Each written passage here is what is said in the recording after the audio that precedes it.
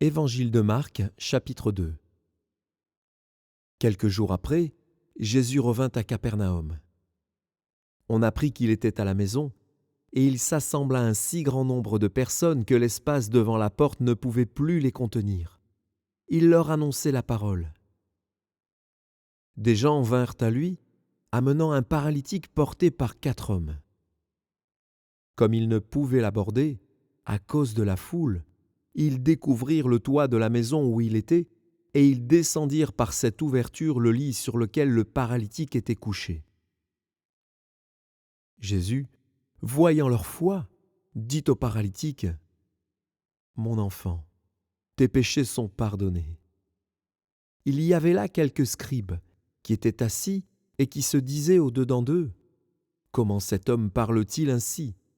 Il blasphème. Qui peut pardonner les péchés, si ce n'est Dieu seul ?» Jésus, ayant aussitôt connu par son esprit ce qu'ils pensaient au-dedans d'eux, leur dit : « Pourquoi avez-vous de telles pensées dans vos cœurs ? Lequel est le plus aisé, de dire au paralytique : Tes péchés sont pardonnés, ou de dire : Lève-toi, prends ton lit et marche ? Or, afin que vous sachiez que le Fils de l'homme a sur la terre le pouvoir de pardonner les péchés. Je te l'ordonne, dit-il au paralytique. Lève-toi, prends ton lit et va dans ta maison. Et, à l'instant, il se leva, prit son lit et sortit en présence de tout le monde, de sorte qu'ils étaient tous dans l'étonnement et glorifiaient Dieu, disant : Nous n'avons jamais rien vu de pareil. Jésus sortit de nouveau du côté de la mer. Toute la foule venait à lui, et il les enseignait. En passant, il vit Lévi, fils d'Alphée, assis au bureau des péages. Il lui dit : « Suis-moi. » Lévi se leva et le suivit. Comme Jésus était à table dans la maison de Lévi, beaucoup de publicains et de gens de mauvaise vie se mirent aussi à table avec lui et avec ses disciples, car ils étaient nombreux et l'avaient suivi.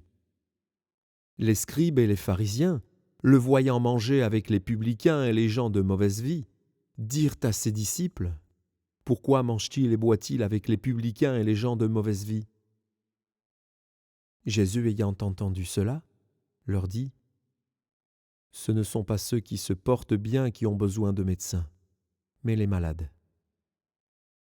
Je ne suis pas venu appeler des justes, mais des pécheurs. » Les disciples de Jean et les pharisiens jeûnaient. Ils vinrent dire à Jésus : « Pourquoi les disciples de Jean et ceux des pharisiens jeûnent-ils, tandis que tes disciples ne jeûnent point ?» Jésus leur répondit : « Les amis de l'époux peuvent-ils jeûner pendant que l'époux est avec eux ? Aussi longtemps qu'ils ont avec eux l'époux, ils ne peuvent jeûner. Les jours viendront où l'époux leur sera enlevé, et alors ils jeûneront en ce jour-là. Personne ne coud une pièce de drap neuf à un vieil habit. Autrement, la pièce de drap neuf emporterait une partie du vieux, et la déchirure serait pire. Et personne ne met du vin nouveau dans de vieilles outres. Autrement, le vin fait rompre les outres, et le vin et les outres sont perdus. Mais il faut mettre le vin nouveau dans des outres neuves. » Il arriva, un jour de sabbat, que Jésus traversa des champs de blé. Ses disciples, chemin faisant, se mirent à arracher des épis.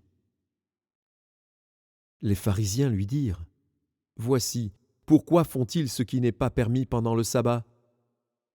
Jésus leur répondit : « N'avez-vous jamais lu ce que fit David lorsqu'il fut dans la nécessité et qu'il eut faim, lui et ceux qui étaient avec lui ? Comment il entra dans la maison de Dieu, du temps du souverain sacrificateur Abiathar, et mangea les pains de proposition, qu'il n'est permis qu'aux sacrificateurs de manger, et en donna même à ceux qui étaient avec lui. Puis il leur dit : Le sabbat a été fait pour l'homme, et non l'homme pour le sabbat, de sorte que le Fils de l'homme est maître même du sabbat.